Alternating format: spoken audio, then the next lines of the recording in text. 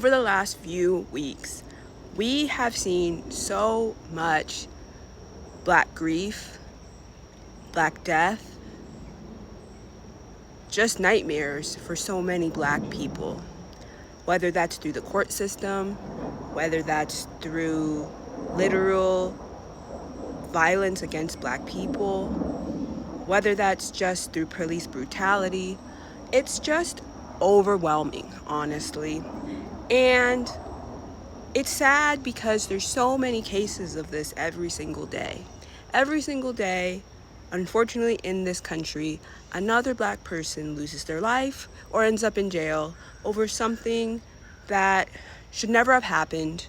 While Black people are minding their business, they are harassed, they are berated, they are accused of shoplifting, they are called the police on, they are chased down, they are bothered in ways that just shouldn't be happening. And it's just really sad. And as I talk about this, I think about those who have fought for our freedom every day for the past 500 years, and they have fought and fought and fought for us to have better lives. And I want to think that things have gotten better. And in a lot of ways, compared to our ancestors, they have. But in a lot of ways, they have stayed exactly the same. And as I think about this, I think about the reparations that we are truly owed as Black Americans whose ancestors, unfortunately, had to endure chattel slavery. And I know a lot of people always have something to say when it comes to the conversation of reparations. And they're always like, why do you, a descendant of a person who unfortunately had to endure chattel slavery, deserve reparations? When you, said Black person, said Black American, didn't have to go through chattel slavery. And I think about that often. And the reason I say this, and the reason I give that we deserve said reparations, is because slavery never ended. Right now in 2026, there's young boys who are in jail, and it sucks. There's young boys who were gunned down, accused of shoplifting. There's 1-year-old babies who are dead because police was called on their aunt, even though they were not shoplifting. There are even Black people's dogs who are now dead because somebody wanted to call the police on them. Black people cannot go and they cannot have a gathering in the park by themselves as Black people, as a Black family, and not have somebody come up to them, whether it's just to call the police on them or to literally bring out an AR-15 to try to intimidate them. It's all of these things and more. And it sucks, okay? And I just think that there's so much grief and so much trauma that the Black community goes through every day, still in 2026, that we are way overdue on reparations. Now, yes, I am talking about financial compensation, because we know that the wealth gap in this country is ridiculous, and it never favored Black people, specifically Black Americans. But I also know that not only monetarily do we deserve reparations, but we deserve reparations in so many other ways.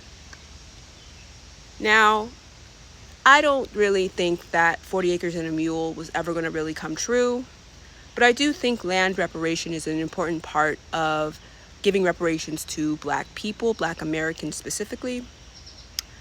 I do think that's important because we do, as Black people, need to be going back to the land, because that is one of the ways that we are going to be able to liberate ourselves.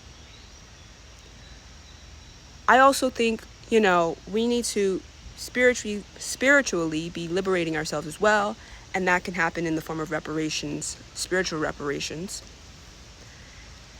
And I just think that, yes, okay, It is 2026 and we are beyond due reparations, okay? The pain and the suffering that Black Americans endure every day while being chump changed at our jobs, while losing our jobs, while not being paid our full worth,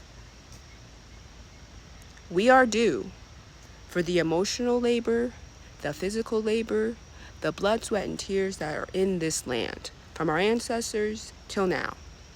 So I'm just saying, reparations are due.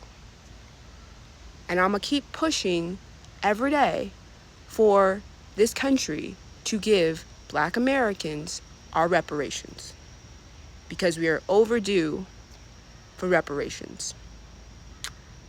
And I just want to say, because this government is shady and it does not like to fulfill promises,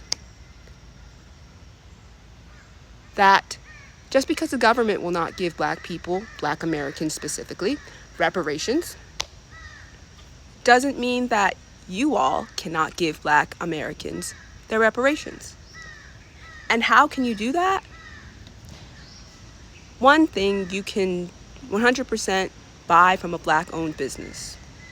That helps tremendously, okay? Shopping Black-owned helps tremendously, all right? You can give money to Black mutual aid, and you can give money to Black people who are homeless, houseless. You can give money to Black causes. You can give money to Black organizations. You can give money to Black scholarship funds. You can do a lot of things that will help out the Black American community. So even though the government will probably, if they do, and we gotta fight for it, if they ever do, that's important. But that doesn't mean that they will. And I pray that they do within my lifetime, but who knows? But that does not mean that those of you out there who are willing to and want to and are really allies to our community, that doesn't mean that you can't help out in a little ways with giving us reparations in all the ways I said and more. So yeah, this is me calling on the federal government to give Black Americans reparations. But this is also me telling communities out there that they can also spread the reparation joy and support Black Americans in any and all ways. And in a lot of ways that could be reparations as well. So yeah. Reparations forever.